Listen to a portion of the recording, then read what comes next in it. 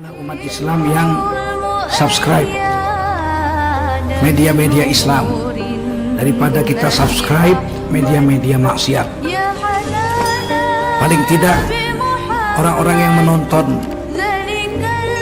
acara-acara agama hatinya berubah jadi lembut, mendapat hidayah dan semua pahalanya untuk orang-orang yang menyebar.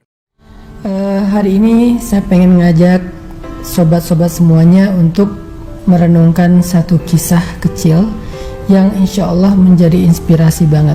Kisah tentang taubatnya seorang laki-laki di zaman Nabi SAW.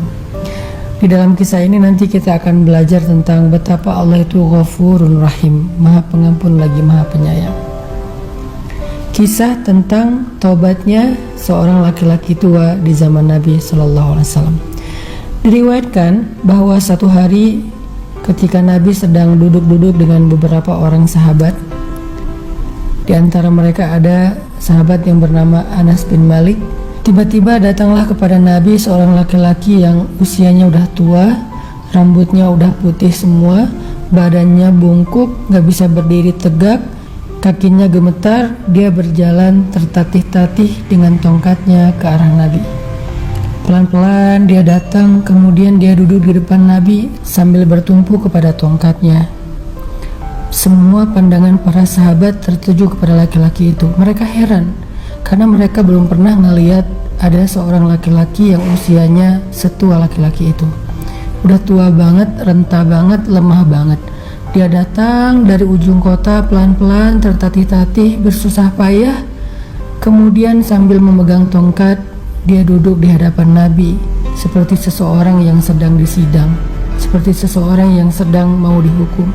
Dia duduk depan Nabi sambil menundukkan pandangan matanya. Lalu beberapa saat kemudian dia memandang ke wajah Nabi dengan penuh rasa iba. Lalu dia bertanya kepada Rasulullah SAW, "Ya Rasulullah, ara'aita rajulan amala junuban kullaha falam yatruk minha syai'a." Ya Rasulullah, bagaimana menurut engkau tentang seorang laki-laki yang banyak melakukan dosa sepanjang hidupnya? Hampir tidak ada satu hari pun dalam hidupnya yang dia lalui kecuali dia berbuat dosa. Tidak ada satupun jenis dosa kecuali dia pernah mengerjakannya. Seandainya dosa dia diletakkan di lautan, maka tidak ada satu malam pun yang dia lewati kecuali malam itu dia berbuat dosa. Tidak ada satu pagi dan siang pun yang dia lewati kecuali siang itu dia berbuat dosa. Ya Rasulullah, fahal lidzalika min taubah? Apakah laki-laki yang seperti itu, yang sudah hidup berpuluh-puluh tahun dengan dosa, fahal lidzalika min taubah? Apakah dia masih punya kesempatan bertaubat? Kemudian laki-laki itu merunduk malu. Dia diam menunggu jawaban dari Rasulullah SAW. Seakan-akan dia sedang menunggu jawaban dari langit tentang nasibnya. Apakah dia akan diterima oleh Rabb-nya atau ditolak karena dosa-dosanya? Lama semuanya terdiam. Para sahabat diam karena mereka tidak tahu apa yang akan Nabi sampaikan kepada laki-laki itu yang banyak dosa. Rasulullah mencoba memandang laki-laki itu ke dalam jiwanya, mencoba untuk memahami penyesalan yang begitu luar biasa di hatinya, mencoba untuk mengerti ketulusannya. Sedangkan Nabi SAW tahu betul Allah pernah berfirman, "Wa rahmati wasi'at kulla syai'," dan rahmatku meliputi segala sesuatu, tidak ada pengecualian.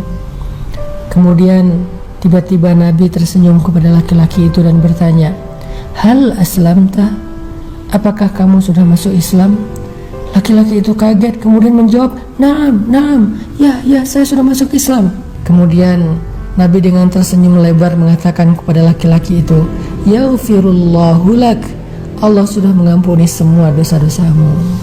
Kemudian laki-laki itu kaget dan kemudian dia bangkit seolah-olah dia seorang anak muda yang gagah. Lalu dia memandang kepada Nabi dengan penuh rasa penasaran dan berteriak, "Ya Rasulullah, wa qadarati wa fajarati." Ya Rasulullah, bagaimana dengan dosa-dosa saya? Bagaimana dengan maksiat-maksiat yang saya lakukan? Bagaimana dengan masa lalu saya yang hitam kelam? Nabi SAW sambil tersenyum mengatakan, wa ghadaratuk wa fajaratuk, dan begitu juga dengan dosa-dosamu.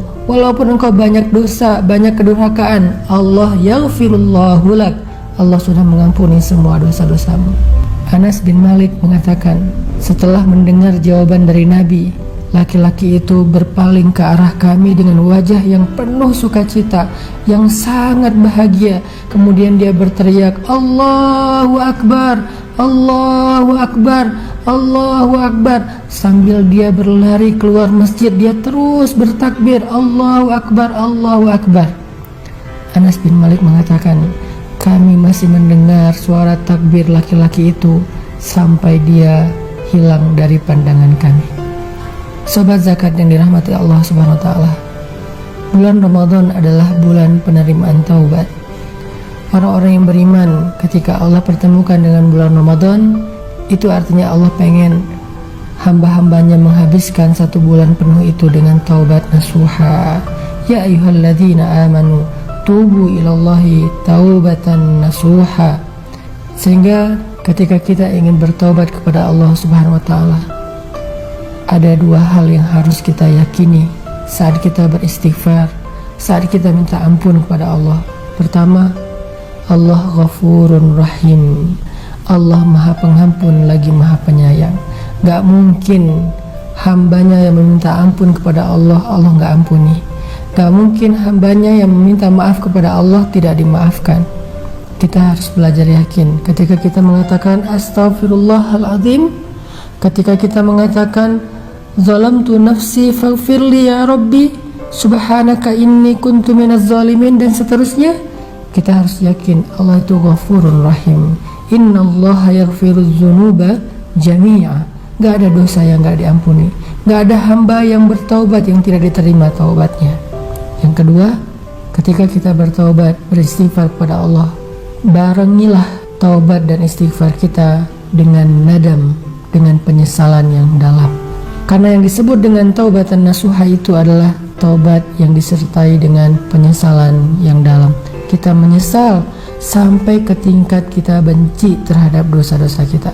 Kalau kita belum menyesal dan membenci dosa-dosa kita di masa lalu, berarti taubat kita belum nasuha, belum benar, belum tulus, belum utuh, belum dalam di hati kita. Makanya pertama kita yakin Allah Maha Pengampun, gak ada dosa yang gak diampuni, gak ada hamba yang bertaubat yang ditolak. Yang kedua, kita belajar menyesali dan membenci dosa-dosa kita di masa lalu. Ayyakraha ayyauda ilal kufri kama yakrahu ayyuqdhafa finnar. Dia benci kembali kepada dosa-dosa dan kekufuran seperti dia benci untuk dilemparkan ke dalam